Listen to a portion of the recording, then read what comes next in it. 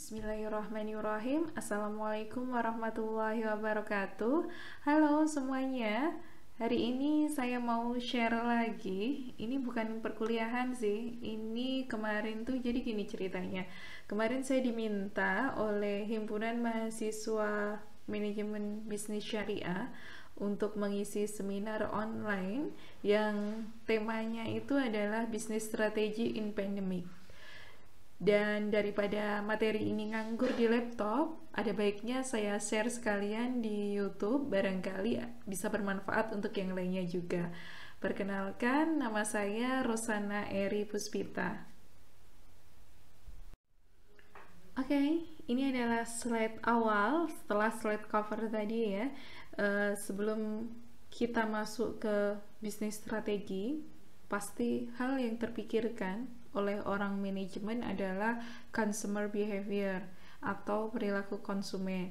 Jadi apapun itu, kalau ngomongin tentang hal-hal yang berbau dengan manajemen, strategi bisnis, kemudian manajemen operasional, manajemen SDM, dan lain sebagainya, pasti nggak akan lepas yang namanya dengan consumer behavior atau perilaku konsumen. Pun ketika kita merumuskan hal ini yang akan kita bahas pada hari ini gitu ya, bisnis strategi in pandemi, pasti juga nggak akan lepas dari consumer behavior. Jadi kita akan melihat dulu pergeseran perilaku konsumennya atau shifting consumer behaviornya seperti apa di era pandemi. Di sini saya merumuskan 3 hal. Yang pertama adalah less move and more virtual activity. Jadi yang terjadi pergeseran saat ini adalah orang membatasi bergerakan, sedikit pergerakan tapi lebih banyak aktivitas-aktivitas yang bersifat virtual. Yang kedua, purchasing power is drop. Daya beli orang itu sekarang menurun karena ada pandemi ini, karena ada krisis ini. Dan yang ketiga, orang itu cenderung melakukan apapun dengan cara online atau istilah bahasa Indonesianya dengan jaringan atau dalam jaringan daring gitu ya.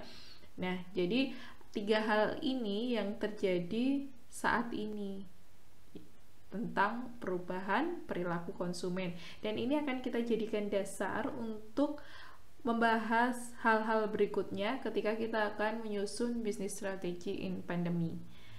Oke.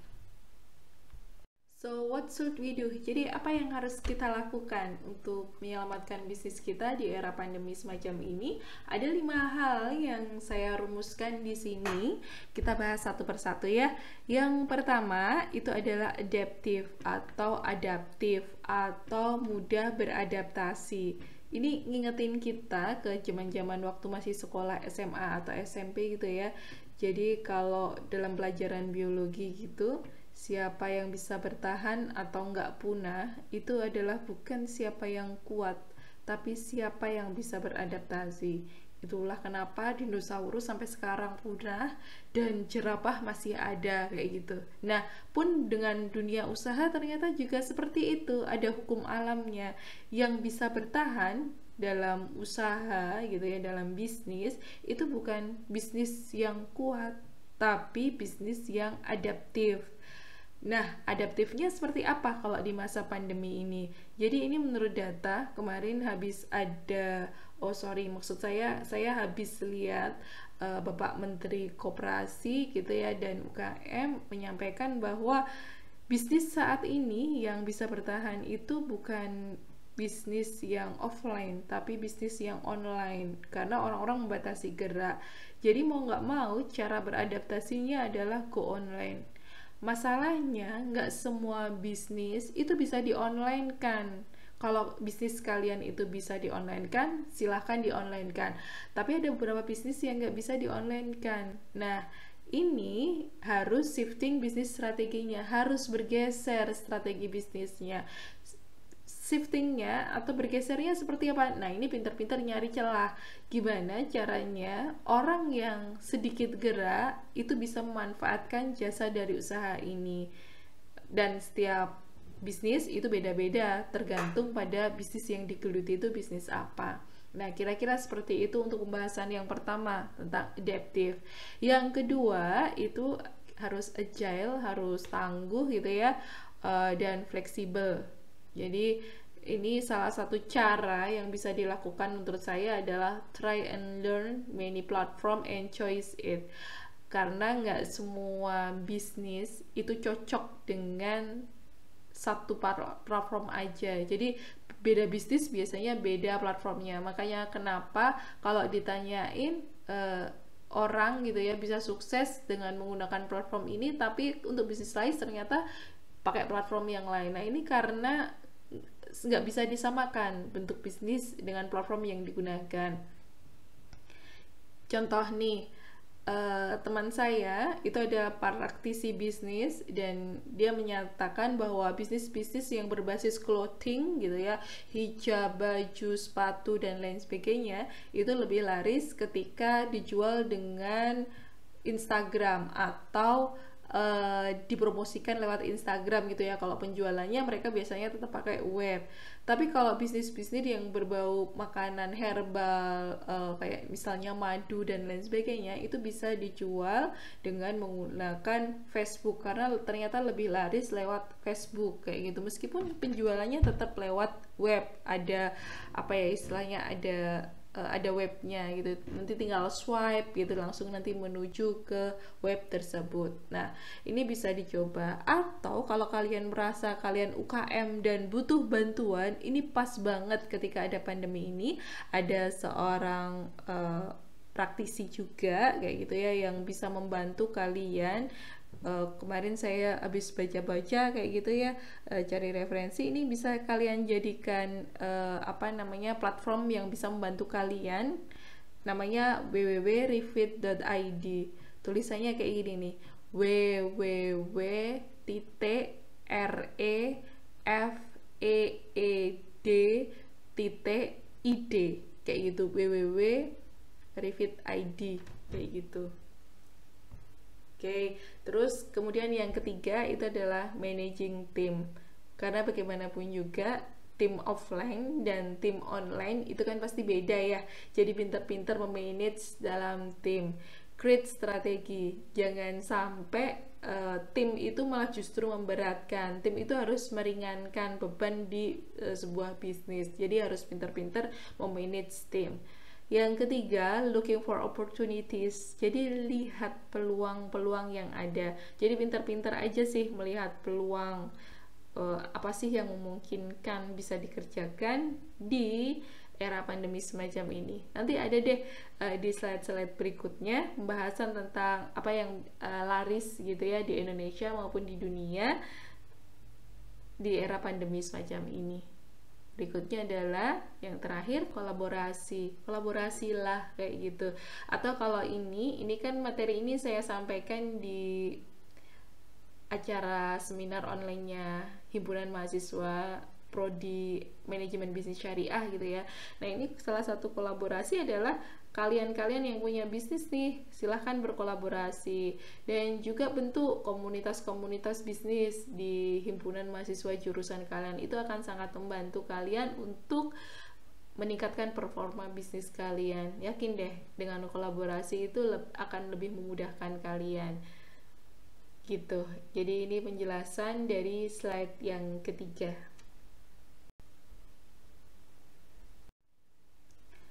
Oke, kita ke slide yang keempat nih. Ini mengenai business choice atau pilihan bisnis. Ini hasil pengamatan saya di bisnis-bisnis di Indonesia yang laris manis atau menjadi peluang buat kalian semua. Kalau nanti di slide kelima itu ada juga, tapi hasil pengamatan saya di dunia, meskipun ada beberapa juga yang sudah diterapkan di Indonesia. Tapi kita ke slide yang ini dulu, kita ke slide yang keempat. Yang apa sih yang laris manis di Indonesia ketika masa pandemi? Yang pertama adalah basic needs. Jadi kebutuhan-kebutuhan dasar itu jadi laris manis ada di Indonesia. Yang pertama adalah masker. Wah, ini laris banget gitu ya. Meskipun banyak yang jual gitu ya, tapi ini tetap laris karena sekarang tuh jadi kayak kebutuhan pokok. Di saat ini saya membuat video di awal bulan Juni ini, meskipun sudah new normal, sudah ditetapkan sebagai new normal, tapi angka positif COVID itu naik terus. Jadi kebutuhan masker pasti akan uh, bagus juga untuk kedepannya ya, untuk saat ini di era pandemi ini kayak gitu ya. Sekarang kemana-mana harus pakai masker, kalau nggak pakai masker itu kan nggak boleh kemana-mana gitu ya, bahkan ke masjid gitu kalau nggak pakai masker sekarang udah disuruh pulang. Nah berarti masker itu sekarang kan kayak kebutuhan pokok. Yang kedua, frozen food itu laris manis juga gitu ya. Orang-orang lebih prefer milih masak makanannya sendiri, meskipun itu beli, tapi nanti akan dipanaskan sendiri oleh orang tersebut. Jadi itu merasa apa ya, merasa aman gitu ketika mereka memasak atau memanaskannya. Yang ketiga, instant seasoning. Jadi beberapa pengusaha bumbu gitu ya, bumbu-bumbu instan itu laris manis sekali. Kemarin ada beberapa bumbu-bumbu instan yang penjualannya itu di marketplace luar biasa. Kenapa? Ya karena orang sekarang lebih memilih untuk memasak sendiri karena lebih aman, tapi kondisi mereka nggak bisa masak karena kebiasaan mereka memang nggak masak gitu. Dan masih ada juga beberapa orang yang work from home gitu, jadi memang lebih prefer memasak sendiri. Dan instant seasoning di beberapa marketplace itu laris manis di Shopee, Lazada, dan lain sebagainya. Berikutnya adalah fruit and vegetables. Ini juga penjualannya sekarang online dan laris. Ada beberapa platform gitu ya, marketplace yang jualan sayur dan buah gitu, tapi sebenarnya di level yang nggak pakai marketplace pun, tukang sayuran yang keliling dan lain sebagainya sekarang udah go online. Jadi kalau pesen itu tinggal WA aja, nanti barangnya sudah akan sampai ke rumahnya gitu kan. Biasanya di situ sih, di beberapa komplek yang saya lihat, komplek perumahan yang saya lihat, orang-orang cara belanjanya sudah semacam itu, tinggal WA saja si masnya tukang sayur gitu. Berikutnya yang laris manis juga selain basic needs adalah education. Pembelajaran online, acara-acara online, seminar online, dan lain sebagainya itu marak sekali. Jadi kebutuhan seperti buku, terus learning media, education content, itu tuh juga laris sekali karena orang akan menghabiskan waktunya banyak sekarang di rumah dan mereka sempat atau bisa belajar dari rumah. Beberapa yang saya lihat bahkan postingan-postingan gitu ya, kalau dilihat dari perkembangan 2018 minat bacanya itu lebih sedikit, 2019 itu juga sedikit, tapi begitu 2020 angka kebutuhan untuk buku-buku di beberapa toko buku dan lain sebagainya yang tentunya dijual secara online itu meningkat juga. Jadi kebutuhan buku ternyata menarik. Learning media itu juga media-media pembelajaran gitu ya, acara-acara yang bersifat edukasi gitu. Terus kemudian konten-konten edukasi itu juga laris. Kemudian selain basic needs dan education, itu adalah safety product kayak masker, tadi sudah saya bahas juga ya, masker, honey, madu, habatus sauda, propolis, dan lain sebagainya. Orang-orang sekarang karena kondisinya seperti ini, jadi mereka lebih ke menjaga imunitas mereka, salah satunya ya dengan cara mengkonsumsi produk-produk yang untuk kesehatan gitu. Itu juga laris juga. Kemudian tentang hobi, hobi itu banyak banget ya, kayak misalnya gardening, banyak sekali orang yang mulai berkebun, jualan sesuatu yang tentang perkebunan itu juga laris, mulai dari benih, dari polybag, pot, dan lain sebagainya. Kemudian kit toys, mainan anak-anak itu juga laris sekali karena anak-anak sekarang belajarnya dari rumah, bermain di rumah, dan lain sebagainya. Apalagi isu-isu yang sampai saat ini ya, saat saya membuat konten ini, itu Menteri Pendidikan menyatakan bahwa pembelajaran sepertinya akan online sampai akhir tahun. Berarti anak-anak akan di rumah sampai akhir tahun.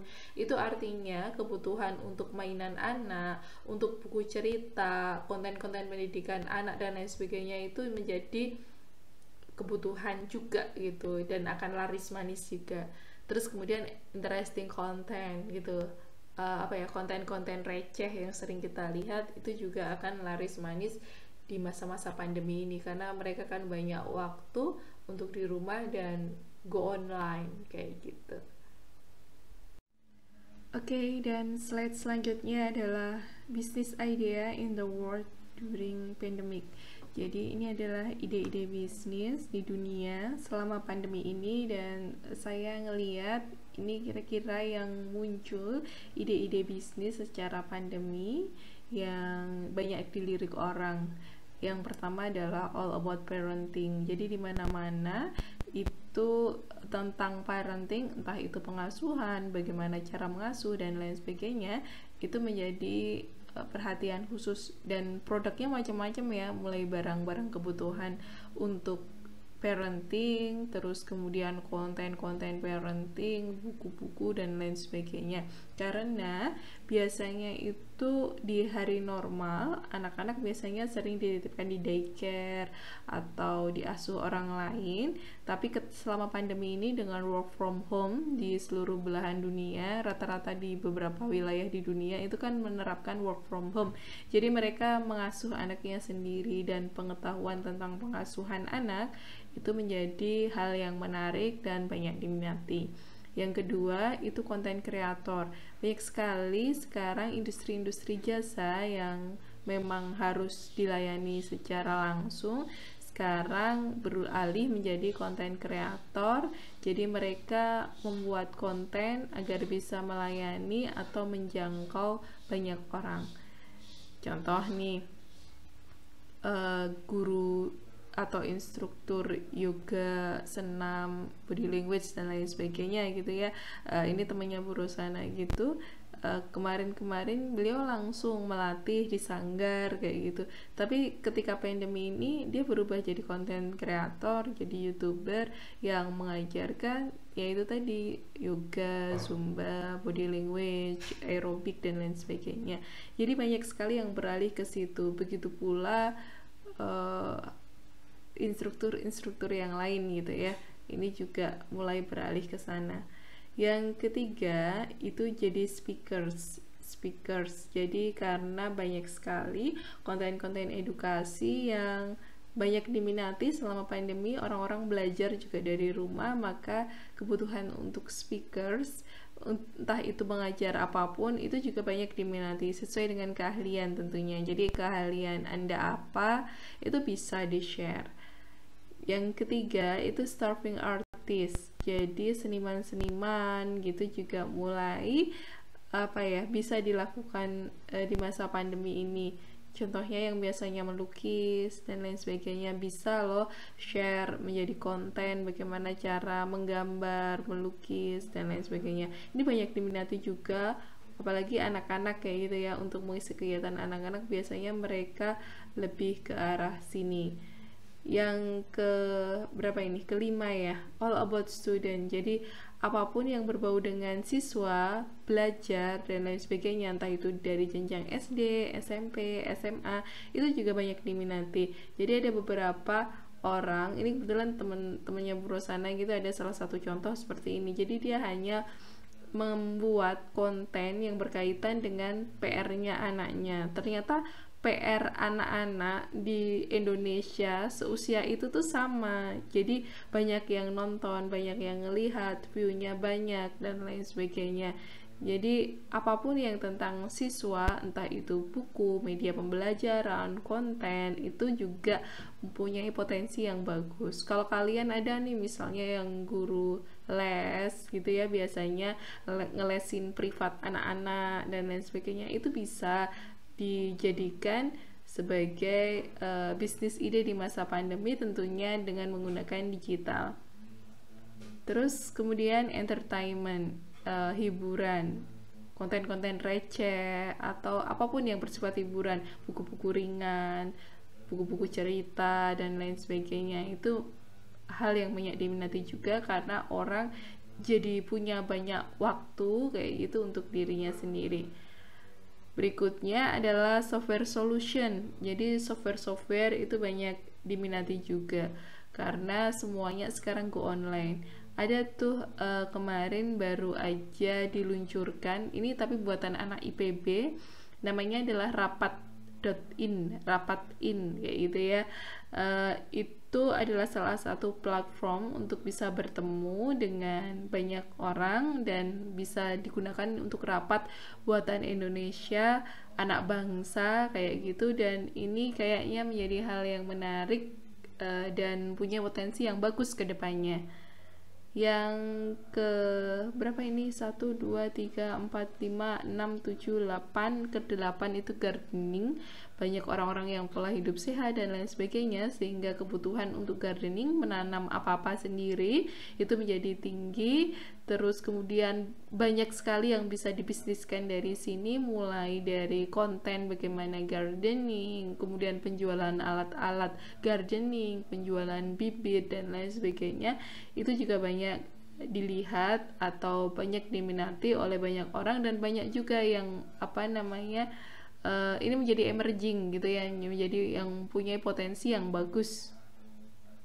Berikutnya adalah e-sport dan gaming. Ini juga bagus sekali di masa pandemi karena orang-orang jadi punya banyak waktu nganggur kayak gitu ya. Jadi mereka biasanya melakukan e-sport dan gaming, apapun yang berkaitan dengan ini, mulai penjualan peralatan, pembuatan konten, terus kemudian menjadi joki gitu ya. Beberapa juga ada tawaran menjadi joki, jika kalian ahli kalian bisa menjadi joki juga, ditawarkan juga kayak gitu.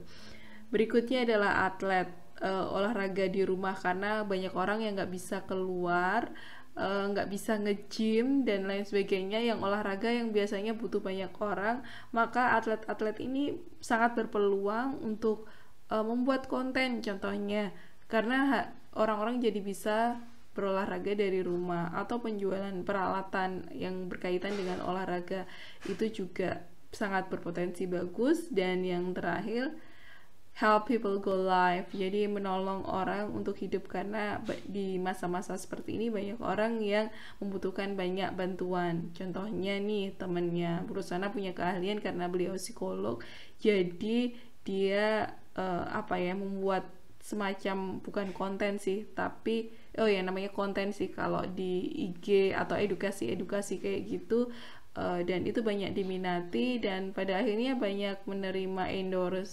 endorse tentang help people go live. Jadi memang menarik sekali ketika bisa membantu orang, tapi itu juga pekerjaan. Oke, berikutnya kita akan bahas tentang challenge atau tantangannya, atau challenge bahasa Indonesianya apa sih? Challenge gitu ya. Nanti di bahasa Indonesia kan lah ya. Yang dihadapi di era pandemi. Ada 3 hal sih yang saya bahas di sini. Yang pertama adalah customer experience, yang kedua adalah customer engagement, dan yang ketiga adalah insurance. Kita bahas satu persatu ya. Yang pertama adalah customer experience, atau pengalaman customer kayak gitu ya. Jadi kalau selama ini customer itu bisa mendapatkan pengalaman dalam berbelanja itu seperti dengan salam, senyum, sapa, ramah, smile, dan lain sebagainya. Tapi kondisi online itu nggak memungkinkan untuk mendapatkan itu semua.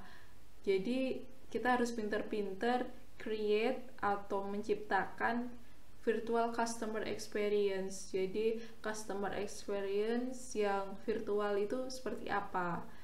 Contohnya nih, dari segi kecepatan, dari segi on time, convenience, dan lain sebagainya. Karena senyum gitu, itu hal-hal yang berbau kayak gitu tuh nggak bisa lagi diberikan. Jadi pinter-pinternya orang-orang yang mempunyai bisnis online untuk menciptakan customer experience yang virtual. Nah, ini menjadi tantangan tersendiri. Yang kedua, itulah customer engagement. Bahasa Indonesianya engagement itu mengikat customer kayak gitu ya. Jadi supaya balik lagi, nanti akan tetap jadi langganan kita. Nah, itu gimana gitu. Nah, ini harus pinter-pinter meng-create customer engagement itu. Nah, ini tantangan tersendiri. Kalau kemarin yaitu bisa dengan keramahan dan lain sebagainya. Kalau sekarang kan nggak bisa. Jadi harus menciptakan strategi customer engagement yang online. Contohnya apa? Nah, bisa nih dikasih gift, dikasih tip, cashback, atau yang lainnya. Jadi ini bisa disesuaikan dengan jenis bisnisnya. Yang ketiga itu adalah insurance atau asuransi. Ya, ada sih asuransi-asuransi syariah gitu ya yang bisa kita bayarkan gitu. Terus kemudian akan menjaga usaha kita. Tapi sebenarnya ada juga model insurance yang lainnya. Tapi ini mungkin agak berlawanan dengan teori manajemen yang ada di buku-buku kayak gitu ya. Saya pernah dengar salah satu ceramah seorang ustadz di YouTube. Kemudian beliau menyampaikan, beliau menceritakan kayak gitu ya tentang 9 orang pemuda yang berbisnis. Mungkin kalian juga pernah dengar sih cerita ini. Kemudian mereka bingung nih karena 9 itu kan ganjil ya, susah untuk membagi nanti bagi hasilnya. Jadi mereka pengennya ada usulan satu lagi supaya genap 10 kayak gitu. Ada yang mengusulkan 10-nya ini satunya itu Allah aja, gimana kayak gitu. Maksudnya gimana nih? Allah itu berarti nanti Allah ini yang akan tugasnya itu bukan investasi uang gitu, tapi dia yang bertugas untuk menjaga usaha kayak gitu. Nanti dia akan tetap ketika pembagian bagi hasil gitu, dia akan tetap dapat jatah gitu ya, bagiannya Allah 1/10 kayak gitu, dan 1/10-nya itu nanti akan diberikan kepada amal sedekah kayak gitu ya, dan lain sebagainya itu yang berbau amal kayak gitu. Dan benar nih, seiring berjalannya waktu ya ini sungguh berjalan kayak gitu, dan memang insurance-nya itu adalah sedekah. Nah, ini bisa dicoba, dan beberapa orang yang apa ya istilahnya, pengusaha-pengusaha muslim itu juga biasanya sudah menerapkan insurance secara seperti ini. Jadi asuransi yang akan menjaga itu Allah. Selain itu juga masih ada sih kalau secara buku teks gitu yang berbau manajemen, karena background saya manajemen, itu ada banyak asuransi yang bisa kita jadikan melindungi aset-aset kita dan lain sebagainya. Dan asuransi syariah juga banyak juga gitu. Tapi tadi adalah sebuah cerita yang sebenarnya bisa dicoba juga gitu ya. Oke, ini adalah challenge-nya, ada 3 hal ini. Oke, this is your time. Silahkan, ini adalah waktu kalian untuk bertanya, dan insya Allah saya akan menjawab. Seperti itu, silahkan disampaikan pertanyaannya, dan nanti akan saya bahas di slide-slide berikutnya. Oke, kita lanjut ke pertanyaan pertama. Ini pertanyaan datang dari Naili Safa'ah dari IAIN Salatiga. Assalamualaikum. Waalaikumsalam warahmatullahi wabarakatuh. Izin bertanya, menurut Ibu Rosana, strategi apa yang sebaiknya diambil oleh pelaku UMKM di tengah pandemik ini, mengingat perekonomian sedang terguncang dan pelaku ekonomi kecil sangat kesulitan dalam berpikir untuk menjalankan bisnis mereka. Terima kasih.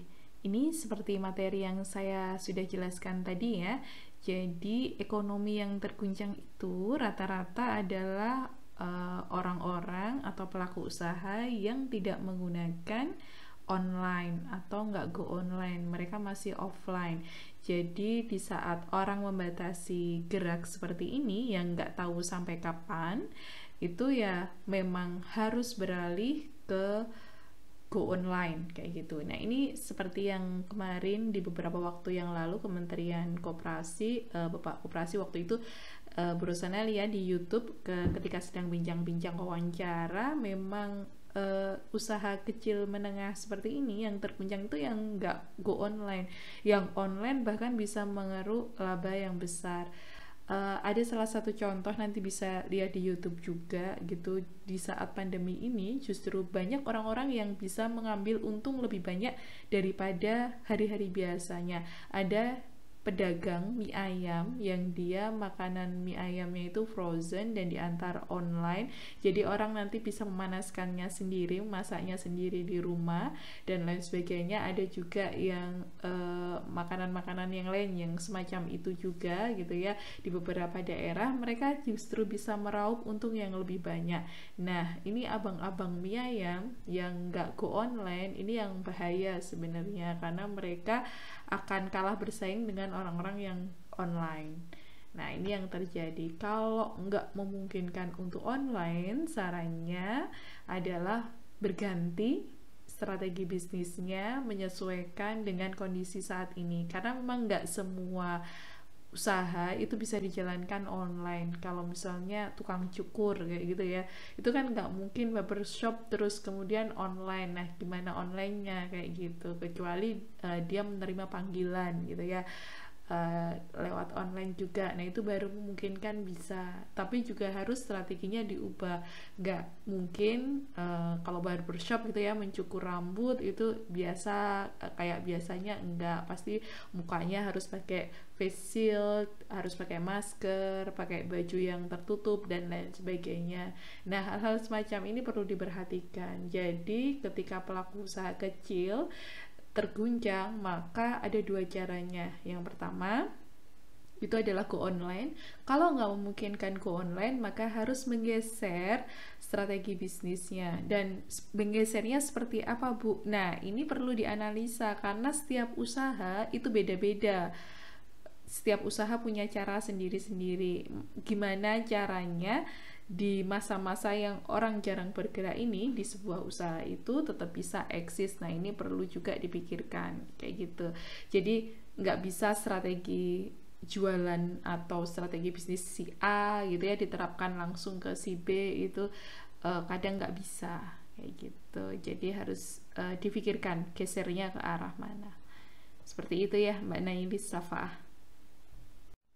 Pertanyaan kedua datang dari Mbak Diah Novitasari, Yayan Salatiga. Strategi bisnis online yang digunakan pada masa pandemik ini memang membantu, namun sarana dan prasarana yang ada lebih efisien untuk kategori bisnis barang. Untuk bisnis kuliner, street food yang dulunya sudah memakai layanan online, atau bisnis seperti GoFood, GrabFood, dan platform media sosial, dan masih kurang efisien di tengah pandemi ini. Apakah masih ada strategi yang bisa dilakukan untuk bertahan? Apa harus pindah ke bisnis yang dari pandemi virus corona ini?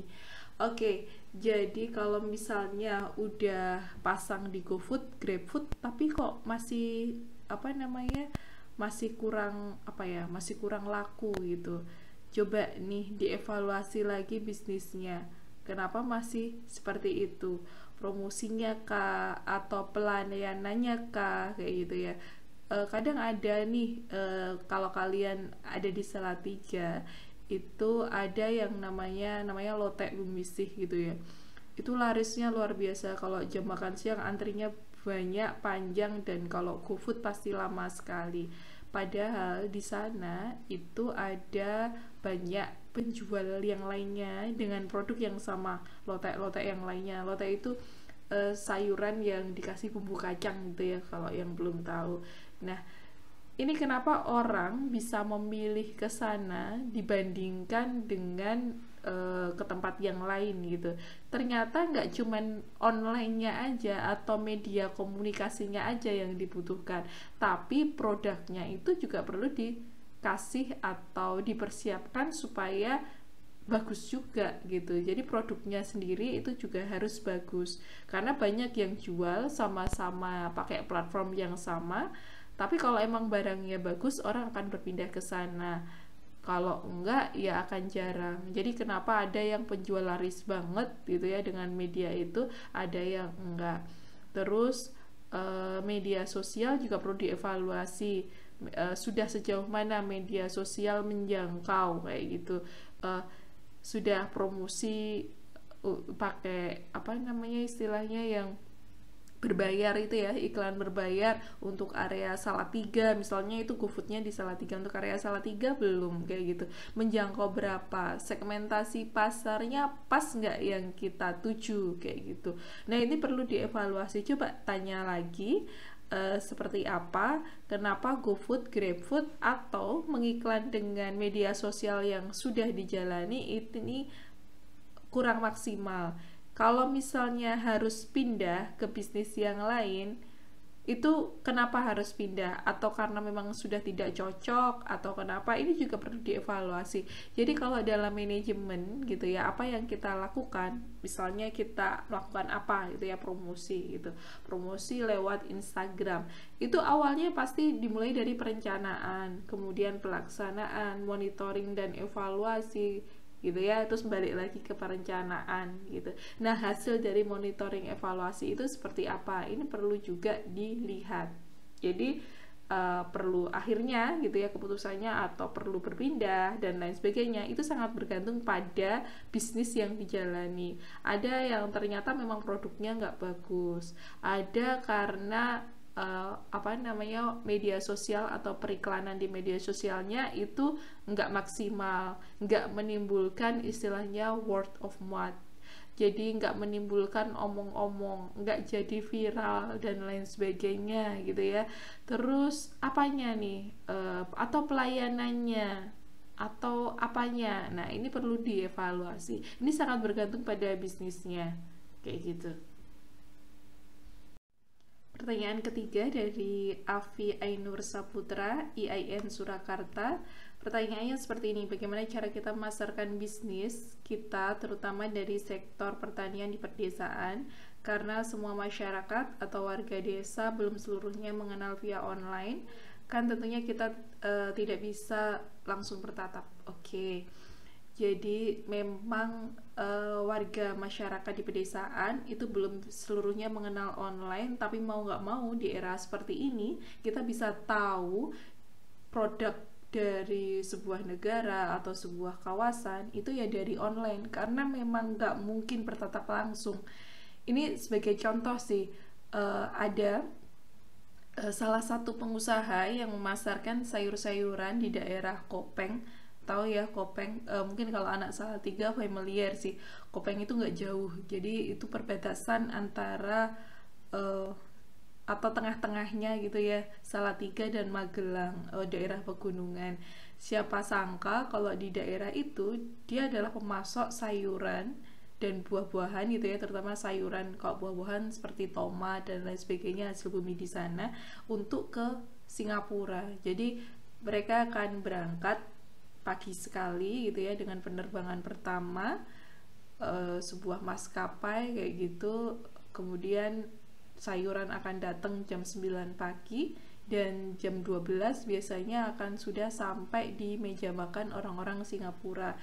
Jadi gimana cara taunya, bagaimana cara memasarkan produk kita supaya diketahui kalau kita mempunyai produk sayuran bisa sampai Singapura, bisa sampai mana-mana, yaitu salah satunya dengan online. Atau kalau nggak memungkinkan online, ya memperbanyak jaringan kita, pertemanan kita dan lain sebagainya. Tapi sebenarnya kalau bisa dengan media online gitu, itu akan lebih mempercepat bagaimana kita memperkenalkan sebuah produk kita kayak gitu. Jadi bisa diketahui oleh banyak orang di banyak belahan dunia kayak gitu. Jadi ini menarik banget sih kayak gitu. Jadi ayo dibantu nanti kalau misalnya kalian semua mahasiswa-mahasiswa ini KKN, buat bagaimana caranya supaya menghubungkan yang ada di pedesaan supaya mereka lebih mengenal online. Oh iya, pernah loh Burusana itu menjadi pembicara marketing strategi gitu untuk masyarakat desa. Waktu itu pengabdian anak-anak KKN juga gitu ya, jadi audiensnya itu adalah orang-orang desa, bagaimana cara memasarkan online kayak gitu. Nah ternyata dari mereka itu memang kesulitannya di sana. Jadi bagaimana memasarkan produk secara online, bagaimana apa aja yang perlu dipertimbangkan, dan ketika mereka dapat orderan online gitu ya, oh itu senengnya luar biasa. Jadi memang mereka perlu kita buka gitu untuk lebih mengenal dunia online, untuk strategi marketing, untuk pemasaran, salah satu cara untuk program pemasaran kayak gitu. Pertanyaan keempat datang dari Iqbal IAIN Salatiga. Oh sorry, IAIN aja. Kurang tahu ya ini IAIN mana. Di era pandemi sekarang ini kita harus mengerjakan sesuatu virtual atau online gitu ya maksudnya. Nah, apakah trading saham atau investasi lain itu salah satu cara kita untuk mencari keuntungan di era pandemi sekarang ini? Oke, saya jawab pertanyaannya, tapi ini berdasarkan pengalaman orang lain, bukan pengalaman saya, karena saya tidak melakukan trading saham ataupun investasi. Belum maksudnya. Jadi ini saya ngeliat kemarin beberapa waktu yang lalu saya sempat ngikutin gitu ya perbincangan, mungkin juga kalian tahu Raditya Dika. Beliau adalah selain konten kreator, stand up comedian dan lain sebagainya, dia sebenarnya adalah orang yang concern dalam finansial karena S2 dia ada di Australia itu tentang manajemen keuangan. Dan dia bercerita bahwa di masa pandemi ini harga saham gila-gilaan jatuh, investasi jadi kurang menarik dan lain sebagainya. Bahkan saham yang naik harganya itu yang jadi bagus gitu ya karena penjualan mereka dan performa bagus itu adalah Indomie, lainnya itu jatuh kayak gitu. Jadi ini bukan sesuatu yang menguntungkan di masa pandemi karena memang harga-harga saham itu ada turun gitu, pada turun, rata-rata pada turun. Jadi ini tidak bisa dijadikan choice atau pilihan di masa-masa pandemi. Atau kalau bisa lebih jeli gitu ya untuk melihat perusahaan mana yang justru naik di masa pandemi, kayak Indomie gitu ya, atau jangan-jangan perusahaan-perusahaan farmasi naik juga, saya juga kurang memahami kayak gitu. Tapi coba dilihat lagi karena kebanyakan di masa pandemi ini perusahaan-perusahaan banyak yang berguguran, jatuh, otomatis saham mereka juga jatuh. Jadi bukan pilihan yang menarik untuk saat ini. Pertanyaan kelima datang dari Alfian Hendriansa dari IAIN Salatiga. Jika daya beli masyarakat menurun, maka barang yang kita jual juga akan menurun. Apalagi di pandemi ini orang pasti akan banyak menyimpan uangnya ketimbang mengeluarkan uang. Betul. Nah, maka kita sebagai pebisnis harus mengubah strategi penjualan kita agar customer tetap stay dengan barang yang kita jual, tidak berpindah perusahaan lain yang menjual barang sama harga lebih murah. Apakah hal seperti ini perlu kita lakukan, menurunkan harga jika customer tetap stay, agar intinya adalah agar customer tetap stay, tidak berpindah ke perusahaan lain. Terus bagaimana jika kita menurunkan harga jual lalu pandemi ini selesai, apakah kita akan mengembalikan ke harga awal sebelum pandemi berlangsung? Ini ngomongin tentang strategi perang harga. Kalau di marketing strategik gitu ya, atau strategi marketing itu ini namanya adalah strategi perang harga gitu. Di beberapa kasus memang ini sering dilakukan oleh banyak orang, tapi tidak semua tidak semua usaha bisa menjalankan strategi perang harga ini. Jadi banyak juga yang pada akhirnya perang harga ini justru akan merugikan pelaku usaha. Jadi kita nggak harus serta-merta menurunkan harga. Banyak kok orang yang tetap memilih harga yang sewajarnya gitu ya, worth it, affordable kayak gitu. Tapi dengan kualitas yang lebih bagus, pelayanan yang lebih bagus dan lain sebagainya gitu. Tapi kalau misalnya memang mau turun harga boleh, tapi ada batasnya gitu ya. Pastikan harus tetap untung gitu ya, keuntungannya tetap bisa terjaga untuk menjalankan operasional, tetap menguntungkan, jadi tetap semangat dalam berwirausaha.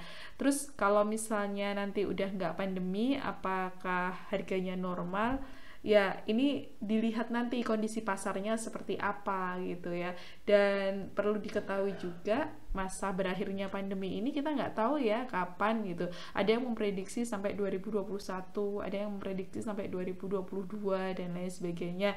Jadi kita lihat nanti seperti apa pergerakannya. Nanti kalau misalnya kondisi lapangannya memang harus turun ya bisa turun. Tapi kalau misalnya nggak memungkinkan untuk turun dan harus naik gitu ya dinaikkan kayak gitu. Jadi ini tergantung nanti kondisi ekonominya seperti apa. Tapi yang perlu saya garis bawahi, perang harga itu bukan satu-satunya jalan sebuah perusahaan untuk tetap eksis gitu ya. Nggak semuanya melulu harus menurunkan harga gitu. Gitu ya Mas Alfian Hendriansah. Ya, pertanyaan ke-6 datang dari Erika Hesti from IAIN Salatiga. Bagaimana cara pengusaha survive di pandemi virus corona ini? Tadi sudah saya sampaikan di materi di awal ya, bahwa cara untuk survive ada dua hal. Yang pertama adalah go online, karena orang-orang pada membatasi pergerakannya. Kalau nggak mungkin go online, usahanya itu nggak mungkin di online kan, maka dia harus mengganti bisnis strateginya atau menggeser bisnis strateginya. Jadi new normal ini apa sih definisinya? New normal ini adalah normal baru atau kehidupan baru yang semuanya akan serba digital ke depannya. Jadi mau nggak mau go online adalah solusi terbaik. Yang nggak mungkin go online, silahkan pikirkan bagaimana usahanya itu gitu ya, itu bisa bergeser bisnis strateginya sehingga bisa dijangkau oleh orang-orang yang mempunyai keterbatasan dalam pergerakan. Seperti itu.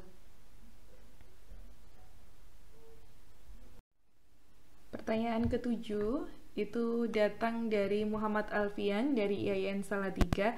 I have a small business frozen food and I am confused with rivalry price with other on this virtual market. So what I have to do? Thank you. Jadi dia punya usaha kecil frozen food dan dia confused gitulah dengan rivalnya, dengan harga rivalnya di virtual market. Apa yang harus dia lakukan kayak gitu. Pertama, perang harga nggak bisa dijadikan salah satu patokan gitu ya. Kalau dia menang di harga yang murah, pastikan Anda punya hal-hal yang bisa dimenangkan, misalnya pelayanannya, terus kecepatannya, pengantarannya, rasanya lebih enak dan lain sebagainya, karena ini ngomongin tentang makanan kayak gitu. Jadi pastikan kalau misalnya rival kamu punya harga yang murah, maka kamu punya customer experience yang bisa diandalkan gitu ya. Nggak melulu tentang harga, tapi mungkin pelayanan, terus pengantaran dan lain sebagainya. Apa yang menjadi hal-hal yang menonjol di frozen food punyanya Mas Alfian ini gitu ya. Jadi dipikirkan apa competitive advantages atau keunggulan kompetitif yang bisa diunggulkan dari usaha frozen food Anda gitu. Oke, pertanyaan ke-8 dari Wahid Nurdianto IAIN Salatiga. Kalau semua bisnis sekarang melalui online, bagaimana cara yang dapat agar menjadi different tetapi jadi minat atau pilihan utama para bisnis-bisnis berbasis online lainnya yang kebetulan sama? Apa hal yang harus dilakukan? Oke, gimana caranya different? Cari keunikan yang ada di usaha kamu. Keunikannya itu apa sih? Coba deh tanya atau survei atau melakukan riset kecil-kecilan gitu ya, survei ke beberapa orang pelanggan kamu kayak gitu.